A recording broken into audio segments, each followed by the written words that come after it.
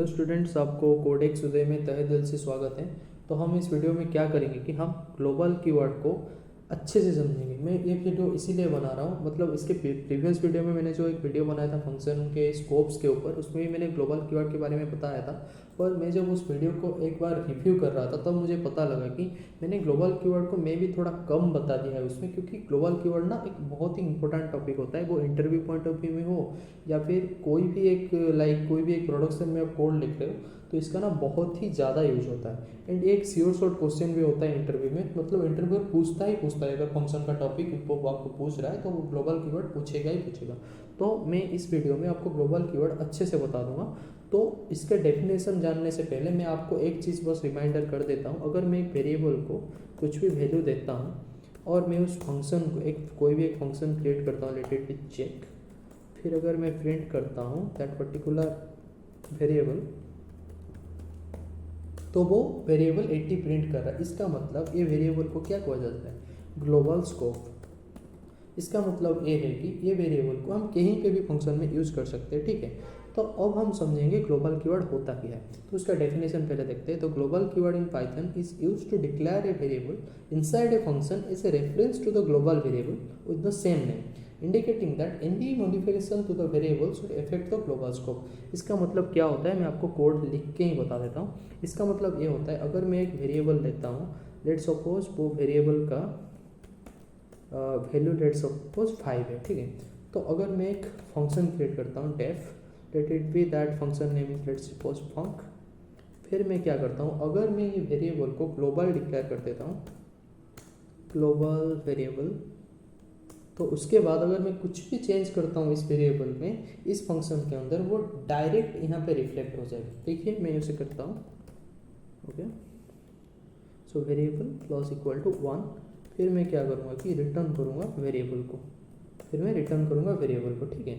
फिर जब मैं इसे फंक को कॉल करता हूँ, देखिए इसका 5 था एंड इसका वैल्यू 6 हो गया। फिर ये फंक्शन को कॉल होने के बाद अगर मैं वो वेरिएबल को प्रिंट करता हूँ, ठीक है, तो ये भी 6 ही प्रिंट करेगा। क्यों 6 प्रिंट करेगा? क्योंकि इसका वैल्यू ग्लोबली चेंज हो चुका है। इसका मतलब अगर ये वेरिएबल को कोई भी और फंक्शन या फिर कोई भी उसे एक्सेस करना चाहता है, इससे पहले अगर ये फंक्शन रन हो गया है, इसका मतलब ये वेरिएबल का वैल्यू ऑलरेडी अपडेट हो चुका है। तो इस वेरिएबल को आप अभी एज ए 5 यूज नहीं कर सकते। अगर आपको इसे यूज करना है तो ये 6 एज ए 6 ही यूज कर सकते हैं। जैसे कि ये फंक्शन के बाद में और एक फंक्शन डिक्लेयर करना हो, let suppose def, that function name is let it be that function name is function. फिर मैं क्या करूँगा कि मैं प्रिंट कर दूंगा, सिंपली दैट वेरिएबल को मैं प्रिंट कर दूंगा। तो मैं ये प्रिंट को अभी निकाल देता हूँ, ठीक है। तो मैं क्या कर रहा हूँ ना, इसी फंक्शन को अभी कॉल कर रहा हूँ। इसका मतलब मैं इसे अभी रन नहीं कर रहा हूँ। पहले क्या होगा कि ये वेरिएबल का इसमें असाइन हुआ, फिर ये फंक्शन को इस यहाँ पे हमने कॉल किया, मतलब ये असाइनमेंट के बाद ये फंक्शन कंप्लीट रन हुआ, उसके बाद ये फंक्शन को डिक्लेयर किया, फिर ये फंक्शन रन हुआ। इसका मतलब ये फंक्शन रन होने के बाद ही ये फंक्शन रन होगा। फिर जब मैं उसे प्रिंट करना चाहूँगा, देखना इसका वेरिएबल का फंक्शन क्या आ रहा है। एक्चुअली मैंने उसका वैल्यू को गलत, वो वेरिएबल था, ओके। अभी जब मैं रन करूँगा, देखो इसका वैल्यू 6 ही प्रिंट कर रहा है, ये 5 प्रिंट नहीं कर रहा है। अगर मैं इस सेम कोड को कॉपी करता हूँ, यहाँ पे भी पेस्ट करता हूँ, पेस्ट करने से पहले अगर मैं ये फंक्शन को कॉल ही नहीं करता हूँ, ठीक है, अगर ये फंक्शन को मैं कॉल ही नहीं करता हूँ, फिर अगर मैं इसे रन करता हूँ, देखो इसका वैल्यू 5 ही हो रहा है। क्योंकि जब ये फंक्शन कॉल हो जाएगा, इसका मतलब ये ग्लोबल इसको as a global variable declare कर देगा और उसका वैल्यू को पूरा ग्लोबली उसको अपडेट कर देगा अगर ये फंक्शन रन होता है तो।